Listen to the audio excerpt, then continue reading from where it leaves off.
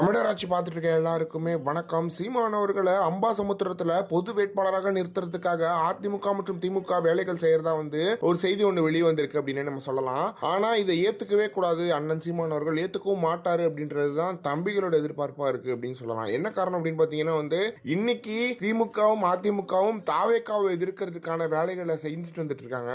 அதுக்காக சீமானவர்களை இரையாக்குறத வேலையா தான் இது இருக்கு அப்படின்றது தெரியுது பார்த்தாலே. எனவே இதெல்லாம் ஏத்துக்கவே முடியாது அப்படின்றது முன்னு இருக்கு. எனவே ஒரே ஒரு விஷயம் முக்கியமா பண்றது என்ன அப்படின்னு பாத்தீங்கன்னா சீமான் அவர்கள் இதை ஒத்துக்காம அவரு போய் தனித்து நின்று ஜெயிக்கிறதுக்கான வேலையை பார்க்கணும் அப்படின்றது ஒண்ணு இருக்கு. இவங்க எல்லாம் சேருவாங்க. நாளைக்கு சீமான் அவர்கள் நீங்க எல்லாம் பதவி ஆசை சீமான் அவர்களை விட்டுட்டு போயிடுவீங்க அப்படின்றது ரொம்ப கிளியரா தெரியுது. ஏன் இந்த மாதிரியான விஷயத்த திமுக அதிமுக கையில் எடுக்குது அப்படின்றது தான் இப்போ மிகப்பெரிய கேள்வியாவே இருக்கு. இதெல்லாம் ஏத்துக்கவே முடியாத ஒண்ணா இருக்கு.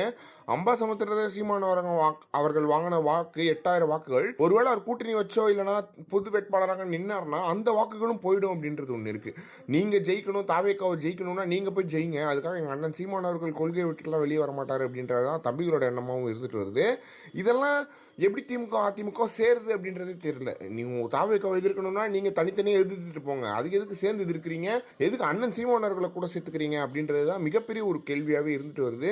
இதெல்லாம் தமிழக அரசியல் நடக்குதா அப்படின்றதுலாம் ஒன்று இருக்கு. ஏன்னா சீமானவர்கள் உங்களுக்கு எவ்வளவு அப்படியே ஒரு ஆப்போசிட்டா நிக்கிற ஒரு ஆளு. உங்களுக்கு திராவிடம்னா நீங்க தமிழ் தேசியத்தில் நிக்கிற ஆளு. எவ்வளவு விமர்சிச்சிருப்பீங்க தமிழ் தேசியத்தை, எப்படி கூட நிக்க போறீங்க அப்படின்றதுலாம் தெரியல.